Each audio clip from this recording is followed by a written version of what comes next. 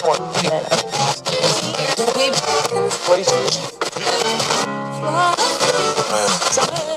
welcome to the podcast. This is the Surge Effect, and this podcast, well, it'll probably have an effect on you.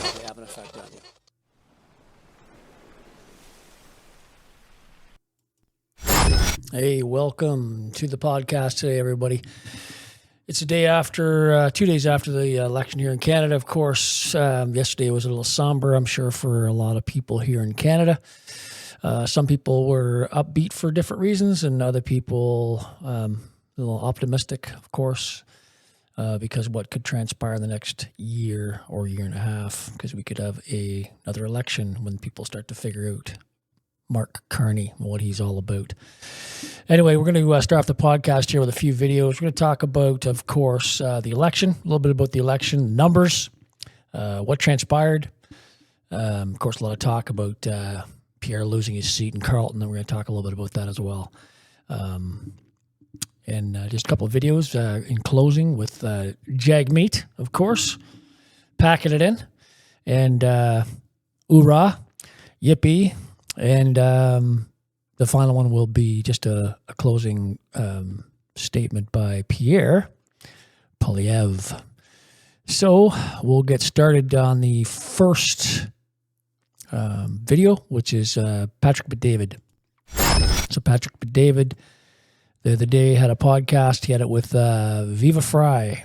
Used to be in Canada and Montreal, and I guess he moved down to Florida. Anyway, just listen to this, and it's a couple minutes long, but we'll interject after he's done. And then last night I'm at Casa D'Angelo. This Canadian family from Montreal walk up to me. Okay, Pat, we're in Canada. We watch your stuff. We know how you feel about Pierre. You know it's the election tonight. I said, I know it is. They said, he's probably not going to win. I said, no, I know he's not going to win. He doesn't work that hard. And they said, be nice to us, Canadians. We watch you guys. Be nice to us. Be fair to us. I said, look, fair I'll be, but you're too easy on your candidate. So this is Mark Carney, a World Economic Forum candidate, wins, and we brought Viva to give us an update on this because I got a lot more opinions here. Rob, if you want to play this clip, go for it. We see every day what the politics of slogans and anger and chaos are doing south of the border. They are dividing and they are weakening the Americans. And that is why, that is why they are not united anymore. United in name only. You can stop it right there. I can only listen to. He accuses you them and me of both. politics of slogans, right, with elbows up, and they are not united. I mean, he issues two slogans. His campaign was elbows up, which is ironic because when you're getting mugged in Canada, that's exactly where your elbows are now. But politics of slogans, and then his basing his campaign on a slogan, elbows up, which makes no sense. Is that like the old Cholo song, elbows up, side to side, and elbows up? And that's not what you're talking about. Apparently it's I thought you were like going Cholo. It's hockey based, and it's supposed to be like when you get ready to fight. Yeah, the only thing is elbows up. No, but elbows up is a dirty play, like when you want to elbow someone in the head and not have the ref see. So it's even the campaign slogan was a dirty play in hockey. Rob, can you do me a favor? Pull up Trump's tweet yesterday towards Canada, and then Pierre's response, if you can pull that up. So for me, I'm watching this whole thing taking place, going back and forth. This guy Pierre needs to absolutely win by a mile. If you have the tweet towards Canadians, you should have it somewhere there, Rob. When was it? When you go a little bit lower, see if you find it. If not, you don't see it. Man, he's pretty active nowadays. Okay, well, go to Pierre's tweet. Okay, go to Pierre's tweet. Go to Pierre's tweet, okay? If you go to Pierre's tweet, is this it? President Trump, stay out of our election. The only people who will decide the future of Canada are Canadians at the ballot box. They didn't show up. Canada will always be proud, sovereign, and independent, and we will never be the 51st state. Today, Canadians can vote for change so we can strengthen our country, stand on our own 2 feet, and stand up to America from a position of strength. Go to my tweet, Rob, and just to have some fun with this one here. This is what I said to Canadians last night, 6 hours or 12 hours before they were about to go out there and vote. Can you go to that one right there? I mean, I even tagged them purely out of respect. Yeah. Canada, I certainly hope your candidate, Pierre Polyev, did everything in his power to win for you. I hope you held him accountable. I hope you drove him to earn his victory instead of being entitled to one. I hope he and his team reached out to Tucker, Nelk, Rogan, Theo Vaughn, Megyn Kelly, Sean Ryan, Bill Maher, Lex Friedman and others to get his message heard. I certainly hope your fear of the liberal media in Canada didn't bully you from campaigning the old-fashioned way. I hope this doesn't become the most embarrassing loss a conservative candidate has suffered following a disastrous Trudeau administration. If he loses to Carney after being ahead by a mile on Polymarket just 90 days ago, this may go down as the most pathetic loss of all time. Your beautiful country and amazing people needed their hero to work his ass off. I'm not sure he did. I certainly hope I'm wrong and he wins. But future looks bright for those who campaign like their country counted on them. Go a little lower. Here's John Shahidi. Go a little bit lower on that tweet in the comment section. John Shahidi, who runs Nelk, he runs Full Send, he runs Happy Dad. Wow. He says, I tried to support by connecting Nelk, Theo, and you, they ignored. You mean to tell me you said no to Theo? Do you know how much we would have sent a line? Okay, so that is the start of the podcast. Patrick Bet-David, of course. Now, when Patrick Bet-David was saying that Pierre wasn't working his ass off, well, goodness gracious, he was working his ass off. I mean, he did numerous rallies, and he started hitting the podcast a little bit later on. But he didn't get hammered. He didn't get waxed. He didn't get slaughtered at the polls. I mean, it was very, very close. And actually, Pierre Poilievre picked up 22 seats, and he got more votes than any other person since like 1988. So he did very well. So I don't know what that's all about, but this is what Donald Trump literally posted on the 28th of April. Good luck to the great people of Canada. Elect a man who has the strength and wisdom to cut your taxes in half, increase your military power for free to the highest level in the world. Have your car, steel, aluminum, lumber, energy, and all other businesses quadruple in size with zero tariffs or taxes. If Canada becomes the cherished 51st state of the United States of America, blah, blah, blah, on it goes.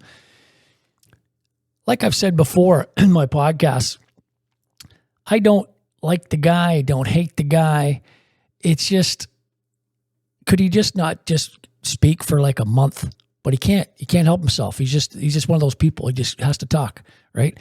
But saying what he said to the people of Canada, what happens with them is they hate him even more. And even the people that liked him now hate him. Because whether people call it whining or not whining or whatever, he, by saying what he said, literally changed the minds of people. Because now it's like, fists up and, screw this guy, and we're going to go ahead and go to the polls, and we're going to show him, and blah, blah, blah. And, of course, they think Carney's the guy to do the job and not Pierre. So people can look at it however they want, but that's the way I look at it. You just need to just be quiet for a bit, because then the people in Canada get their hackles up, and next thing you know, boom, boom, boom, and it's a very close race, and we just lost out to that. It wasn't because of Pierre not trying, that's for sure. The guy was hammering it. And you also have to remember how this country works, Patrick Bet-David, is that if he goes too far one way, the CBC, which is it's like Pravda in Russia. CBC is bought and paid for by the taxpayers, us, to the tune of $1.5 billion a year. And now Carney even said during his campaign trail he was going to up it another $200 million. Almost $2 billion. Who do you think they're going to do? If you're paying for somebody like the guy sitting in your panel, yeah, they have their own voice, but they'll probably a little bit biased. They might sway towards what you think sometimes. Who knows, right? But when you're paying people like CBC, they're going to do your bidding, and they're going to make you look better and prop you up, right? Just the way I look at it, just my little Canadian opinion. But if Pierre does things too far one way, he gets screwed. If he goes too far the other way, he gets screwed. Our liberals are like your Democrats. Our PCs are like your Republicans. That's just the way it works. Anyway, the next video I'm going to show you is Charlie Kirk. A couple of videos of Charlie Kirk the other day, and here's what Charlie had to say. A Prime Minister Carney. We could have a catastrophe on our hands. Canada, being our neighbor to the north, has indulged the last 40 years in liberal government. And their decline is steep. 16 years. huge explosion of housing prices, a incomprehensible immigration flood, like hard to even grasp. And interestingly, the election last night, which was the election of Mr. Carney as prime minister, the patterns of what we're seeing in Canada are eerily similar to that in America. Get this. Canadians over the age of 60 and over are by far the most likely to vote for Carney because they thought he was good at dealing with Donald Trump. For younger voters, very similar to here in America, they wanted to reduce the cost of living. So I think I could be a little bit more candid because whenever I say anything about baby boomers, I get thousands of nasty emails as if people must be defensive of their generation like I'm attacking your family. It's very bizarre to me. But how about this? Canadian baby boomers don't care about the future of Canada. Now, if I get criticism from that statement, I will shrug my shoulders and laugh. You would think the way the West was built was with a intergenerational social compact. I, at age 60, am going to sacrifice for future generations. I might not have the life that I want, but my kids will, and that will give me satisfaction. That is how you build a country. That is how civilization improves. When you have delayed gratification, it's how you leave a legacy. And we saw a window into the perverse moral nature that now dominates the West. And Canada was way worse than America, but both of our countries were terrible during the lockdowns. Exactly. So that's the intro to Charlie Kirk. And here's another little clip of Charlie Kirk and what he had to say. People on campus, Charlie, what do you disagree with President Trump on? And I kind of jokingly but very seriously say, man, I don't want Canada as our 51st state. Why would we want this state? They're more to the left than even our most liberal state. Why would we want them as our 51st state? And now Canada is in a irreversible death spiral, held captive by environmentalism, mass migration, critical theory. It is every dynamic imaginable packaged. Canada is farther left than the most far left state in the United States. Think about that. Imagine yourself, what's the worst state? I can name you about 3 real quick off the top of my head. But Canada's even worse than theirs. So there you go. So here's Ezra Levant and what he had to say on the Charlie Kirk Show. Here you go. Glass half full interpretation of the Canadian election results. Tell us about it. Thanks. I mean, you got to, if you're a conservative in a left of center country like Canada, you always got to be looking for the silver lining. And let me tell you what it is. The Conservative Party of Canada, led by Pierre, got the highest vote count of the Conservative Party in a generation. The last time the Conservatives got this many votes, it was 1988. Trouble is, we have a multi-party system. It's not the U.S.-style two-party system. So Pierre Poilievre, the Conservative, ran a working-class Conservative campaign that focused on things like reducing immigration, reducing inflation, reducing the... It was actually something that I think American Conservatives would like. Trouble is, the left-wing parties all joined together. So Pierre Poilievre got about 41.5%. And you're thinking, well, that's terrible, because in the two-party American system, it would be. But believe it or not, that's the highest any politician has got in Canada in 30 years. But the Socialist Party fell down to 6%. All of it went to the Liberals. The Green Party did a trick. They canceled over 100 of their candidates to stop splitting the vote. So what happened is the Liberal candidate, led by a World Economic Forum board member named Mark Carney, he squeaked past Pierre Poilievre, and he formed a minority government. What does that mean? He didn't get most of the seats in the parliament. So there's a chance we'll be going back to the polls sometime this year. It's not a disaster. It feels bad because as recently as 4 or 5 months ago, the Conservatives were looking to cruise to victory with the majority. But I'll be candid with you, Charlie, and you know me, I'm the biggest Trump booster in Canada. Donald Trump heckling and his banter about the 51st state, that spooked some people who had thin skin or didn't understand what to make of it. And I think that probably drove 5 or 10% over to the Liberals. So exactly, just like I said, right? Spooked a bunch of people, right? Because fear dominates people sometimes. They get so fearful. Need I remind everyone about COVID, right? Same principle, right? It's fear. That's the principle, fear.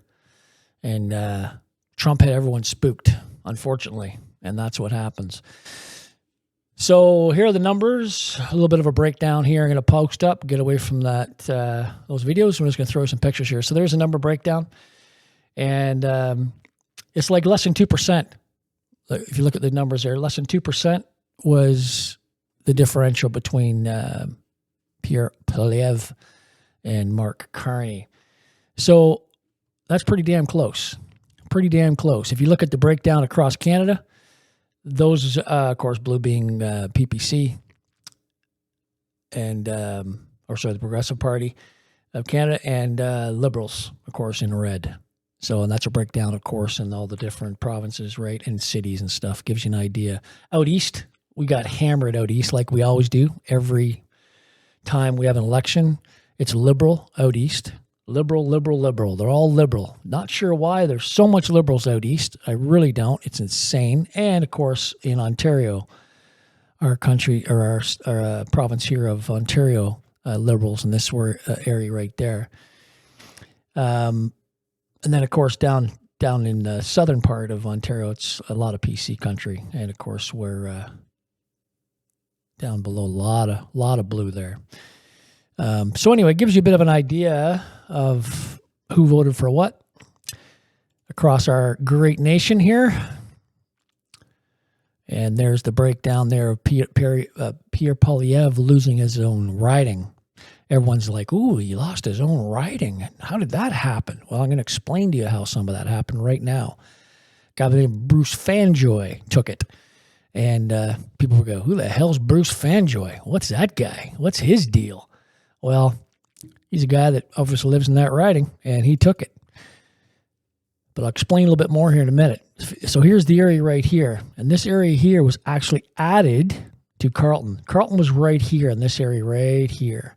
This chunk right here was added to Carlton on top of the older areas. Now you got that whole area you got to play with and cram people in. That's where they're voting.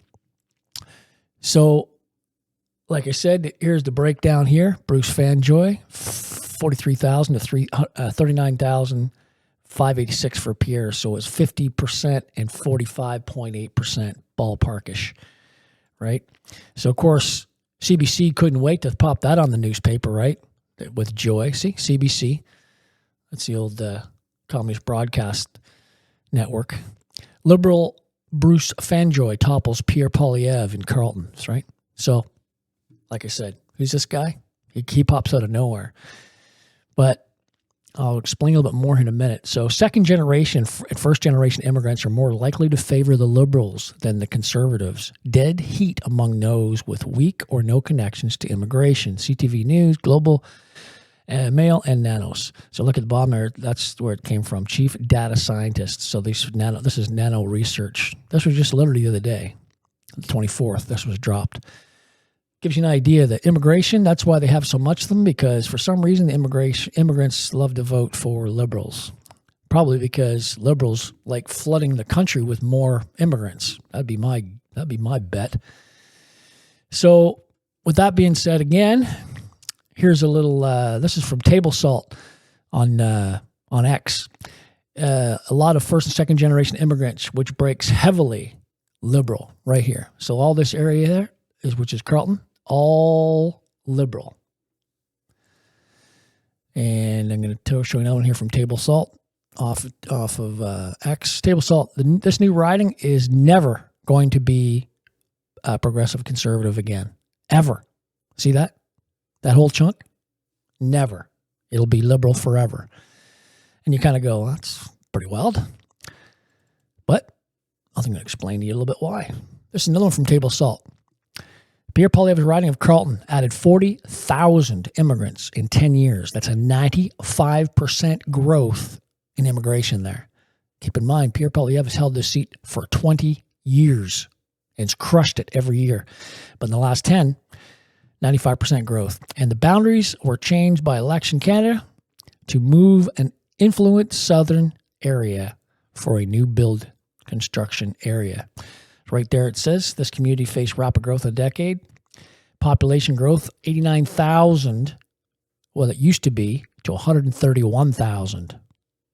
So gain of rural communities such as Fitzroy Harbor, Dunrobin, Kinburn, and Constance Bay from the former Canada Carlton riding. Gives you an idea what's transpiring in that area. Sheds a bit more light on why he lost that area, doesn't it? Of course it does. This is what I posted actually today on my channel. I'm on X. This here is the ballot box names. 91 names is on the ballot for Pierre riding. 91. I've been around a while, and I've never in my lifetime, there it is there, the full length of it, 91. I've never seen a ballot with 91 names on it. Why would they have 91 names on his ballot? Well, there wasn't 91 names on the ballot that I did, that I checked my X on here in my riding. It's unbelievable. Unbelievable, right? So here's Global Mail. The voters opted against the conservative change. Well, what was the conservative change? The conservative change was to better our country. Look at our GDP. Canada ranked almost dead last in growing GDP. Look at that. Almost, that's us in the red. Almost dead last. But hey, let's vote in Carney because he's gonna change that, right? Well, here's another little graph in regards to the GDP. Real GDP per capita growth right there from 2024 Q3 for the last 10 years, basically. Oh, where are we? Where are we sitting? Oh, that's right. We're right at the bottom. We're almost last. Look, almost totally last. But thank you, Justin Trudeau, and Mark Carney now is going to take over the reins. Here's another reason why progressives want change, because Canada is of the homeless, land of the homeless, right across this land. I'm going to show you some pictures. These are homeless encampments all the way across Canada, from West Coast to East Coast. And if you don't believe that, do yourself a favor. Go online and just check out some of the spots that I checked out. This is from Vancouver all the way to Ottawa. Homeless people. Yeah, just living in the streets, sleeping where they want to sleep. Yeah, this is Canada. This is what the PCs wanted to change to make our lives better and not worse. But like I said, see, just there's like thousands of these pictures online, thousands of them. I was pretty disappointed what happened the other day. I was really disappointed. But what I was happy about was watching this guy say bye-bye. Jagmeet Singh. This guy lost his riding, crushed his NDPs. His whole party's crushed. They don't even have status. You have to have 12 seats to have opposition status to ask questions. He lost everything. Lost it all. So I don't want to play too much of this because I don't want to give him too much airtime because I'm not really too keen on the guy. But here we go. Tonight, I've been informed a party leader that I'll be stepping down as party leader as soon as an interim leader can be appointed. Boom. That's it. I can play for you again, but I really don't want to. He's stepping down until somebody else can appoint him.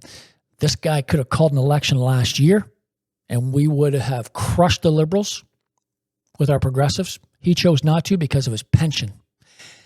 This guy chose his pension over Canadians. Think of that. It's the only reason. The only reason. All right, so in closing, I am going to close this off with a little bit of class. Pierre Poilievre standing up here with, this is class. And here we go. To my fellow Conservatives, we have much to celebrate tonight. We've gained well over 20 seats. We got the highest share of vote our party has received since 1988. We denied the NDP and Liberals enough seats to form a coalition government, meaning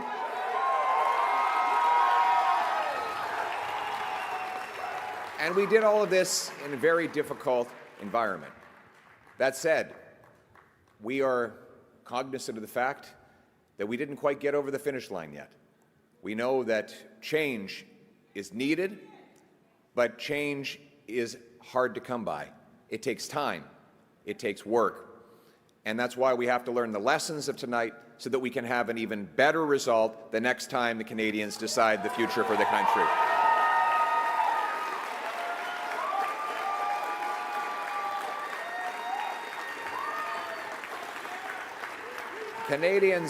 Canadians have opted for a razor-thin minority government, a virtual tie in the vote count. So I would like to congratulate Prime Minister Carney on leading this minority government. We'll have plenty of opportunity to debate and disagree, but tonight we come together as Canadians. We will do our job. Yes, we will do our job to hold the government to account. But first, we congratulate people from all political backgrounds on participating in the democratic process. And as I said, while we will do our constitutional duty of holding government to account and proposing better alternatives, we will always put Canada first as we stare down tariffs and other irresponsible threats from President Trump. Conservatives will work with the Prime Minister and all parties with the common goal of defending Canada's interests and getting a new trade deal that puts these tariffs behind us while protecting our sovereignty and the Canadian people.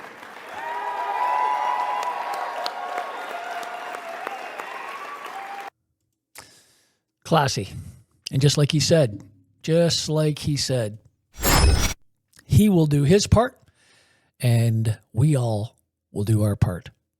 And people like the podcasters, people with YouTube channels, people that have watched this movement over the years. Like I said, I've watched Pierre for the last probably 4 years now. Watched him kind of grow up through the ranks. And I think he's a straight up shooter because he was protecting our money a couple of years back before he was even the party leader for the Progressives. There was just a small couple of things that transpired that it just wasn't meant to be. But we'll do our part, he'll do his part, and we'll keep moving forward. Keep moving forward, like I always end my podcasts, and you know why. If you don't, look at another one. Until next time, everyone, thanks for subscribing and sharing and liking my channel just because it helps with the algorithm. And YouTube, for some reason, they like to mess around with people that are pushing out messages. So please spread it around. Thanks, everyone. And until next time, cheers and have yourself a great day.